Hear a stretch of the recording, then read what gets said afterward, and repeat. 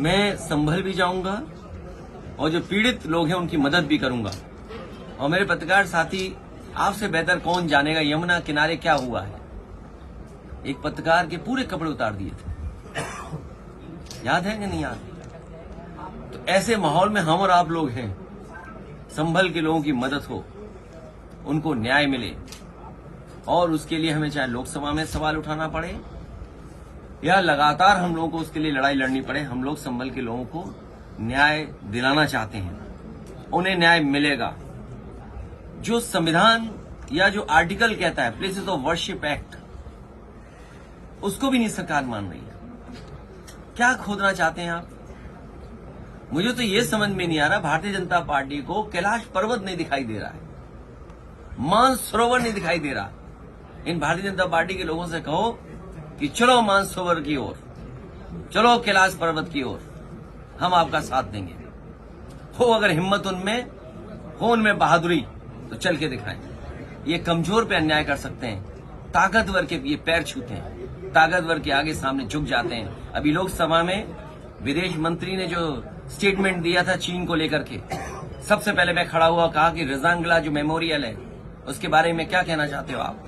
सरकार रिजांगला मेमोरियल के बारे में नहीं कह पा रही। मैं आपसे कहता हूं, ये जितने भारतीय जनता पार्टी के नकली देशभक्त घूम रहे हैं, उनसे पूछिए, चीन की सीमा पर रिजांगला जो मेमोरियल बना था, चीन की फौज ने आकर के तोड़ दिया।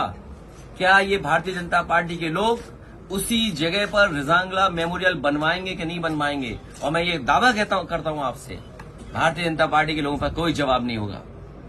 वो कभी कुछ नहीं कह सकते, क्योंकि चीन बहुत ताकतवर देश है।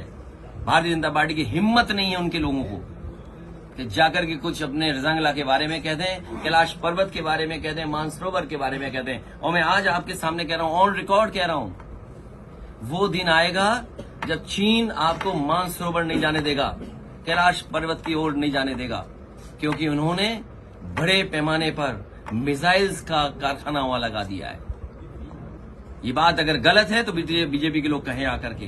केवल 12 किलोमीटर सड़क बनी थी, नेपाल ने आपके खिलाफ खड़ा कर दिया था। नेपाल को चीन ने लिपू लेक को लेकर के 12 किलोमीटर सड़क बनी थी, अगर आपको याद हो, नेपाल को आपके खिलाफ खड़ा कर दिया था। ये बीजेपी के लोग केवल कमजोर पर अन्याय कर सकते हैं, ताकतवर के सामने ये झुक जाते हैं। चीन के खिलाफ नहीं बोलेंगे, क्योंकि इन्हीं के लोग सबसे ज्यादा कारोबार चीन से कर रहे हैं। तो ये सवाल बड़े हैं जिसका जवाब बीजेपी के पास नहीं है, बीजेपी के पास जवाब नहीं दे सकते हैं। और मैं तो कहूंगा पत्रकार साथियों, आप भी चलना कैलाश पर्वत की तरफ, मानसरोवर की तरफ, हम सब लोग चलेंगे।